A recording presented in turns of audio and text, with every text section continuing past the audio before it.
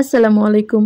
আজকে আমি আপনাদের সাথে শেয়ার করব তেলের ফুলকো নরম পিঠা বা পোয়া পিঠা।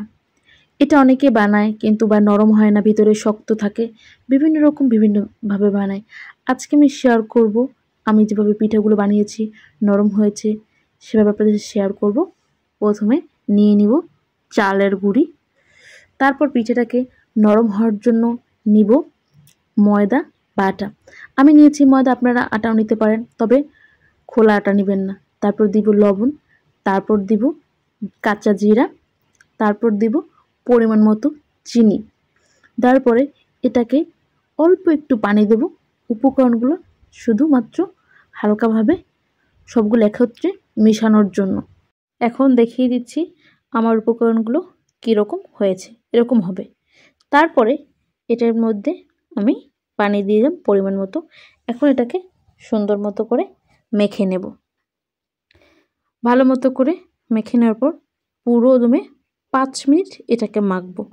মাখতেই থাকবো। যখন দেখব ভিতরে চিনি এবং অন্যান্য যার উপকরণ আছে একত্রে মিশে গিয়েছে এবং সুন্দর মতো একটা ভিতরে খামিরটা পানি হয়ে গিয়েছে, এরপর যখন আবার পানি লাগবে আবার আমি একটু পরিমাণ মতো পানি দিয়ে দেব। যেহেতু এটাকে আরও ভালোভাবে মাখতে থাকবো। মাখতে এটাকে আমরা যখন দেখব এটা আওতায় চলে এসেছে, তখন এটাকে আমরা পুরো 20 মিনিট রেস্টে রাখবো। রেস্টে রেখে দিব এখন। আর দেখিয়ে দিচ্ছি উপকরণগুলো এরকম হয়ে যাবে। 20 মিনিট রাখার পর আমি আবার এটাকে দেখাচ্ছি। দেখেন এটা কেমন হয়েছে। সুন্দর মতো করে চামচ দিয়ে ভালো মতো করে নেড়ে নেবেন।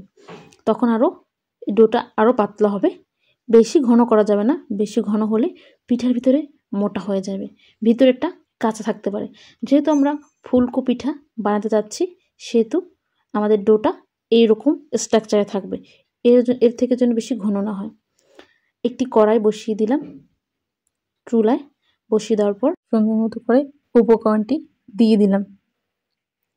দিয়ে দেওয়ার পরে এখন এটাকে আমরা খুন্তি দিয়ে চারপাশ দিয়ে হালকা হালকা একটু তেলের আবরণগুলো দিয়ে দিব, যেন পিঠাটা যেন নিচ থেকে লেগে না যায় এবং পিঠাটা যেন ফুলতে সাহায্য করে।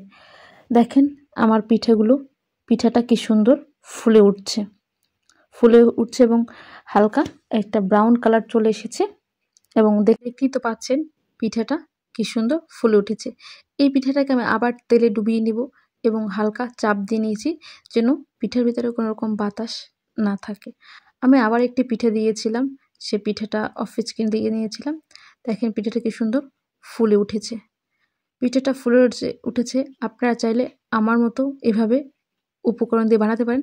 আমি কিন্তু কোনো রকম পরিমাণ বলে দিইনি, কারণ যে যার মতো বানাতে পারে, একটু কম বেশি থাকতেই পারে।